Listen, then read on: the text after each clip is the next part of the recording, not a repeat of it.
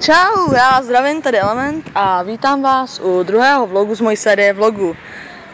Teď jdu momentálně ze školy a tady ten pacient se mi tady snaží zdrhnout. Nějak se mu to nepodařilo. Tak, v tomto vlogu bych chtěl probrat to, že stala se mi taková, pojď sem, stoj tady. Stala se mi taková nepříjemná věc a to, že jsem dostal špatné známky ve škole a máma mi zakázala počítač. To znamená to, že teď se prostě ode mě nebudou konat žádný videa, žádných her, ale budou to prostě pouze vlogy. Budu vydávat tak jeden vlog denně, zkusím to tak nějak udělat, aby to tak nějak vyšlo. Včera jsem se tady ten vlog pokoušel natočit asi 20krát a prostě nepodařilo se mi to. Natáčel jsem ho jednou, když jsem šel do školy, jednou, když jsem šel ze školy, tam jsem měl tolik přeřeků, že jsem řekl, že to ne. Pak jsem natáčel, když jsem byl doma, to jsem natáčel asi 15krát, jo, a prostě ne. Vždycky jsem tam měl nějaký přeřek, takže to ne. No to ne. Ale teď už, no, dobrý.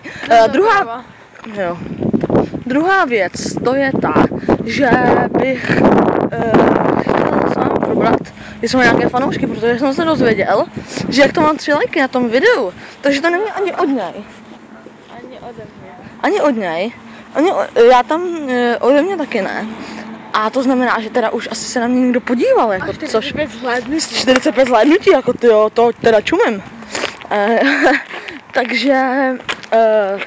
Takže pokud se na mě někdo kouká, prosím napište do komentářů nějakou hru, která vás třeba baví, dá se stáhnout z internetu, protože ne každé hry mám jich málo, jo, takže to mi když tak napište taky.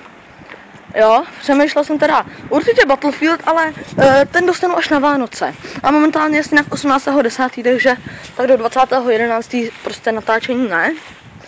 A takhle.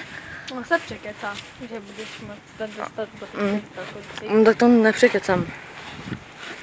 Babičku bych možná překecal, viď, ale... A ještě... Ne, hele, počkej, tady to je můj plakat, si o tom budeme bavit pořád. Tak, už jsem zase zpátky. A to je teda druhá věc, takže Battlefield, LOLko a FIFU. Bych chtěl natáčet tady ty 3 hry základní a když tak mi něco napište. A pak bych chtěl probrat pozdrav nějaký, dobrý pozdrav na začátek videa. Vlogu, let's play, to je jedno, prostě nějaký dobrý pozdrav, který by se dal prostě používat. Protože já předtím jsem přemýšlel o pozdravu čau, jestli jste někdo viděl Auto 2, tak jak tam vždycky Bleskom McQueen vždycky čau. Tak o tom jsem přemýšlel, akorát, že když jsem to použil na konci mýho druhého vlogu, tak mi to připadalo strašně trapný, takže to ne, ten používat nebudu.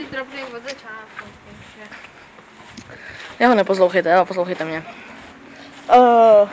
No, to je druhá věc. A třetí věc, kdyby náhodou někdo bydlel v Rakovníku, nebo prostě, no, v Rakovníku, a tak klidně se na mě klidně mi napište do komentářů a můžeme se někdy domluvit na to, že bychom se mohli někdy třeba sejít, jako.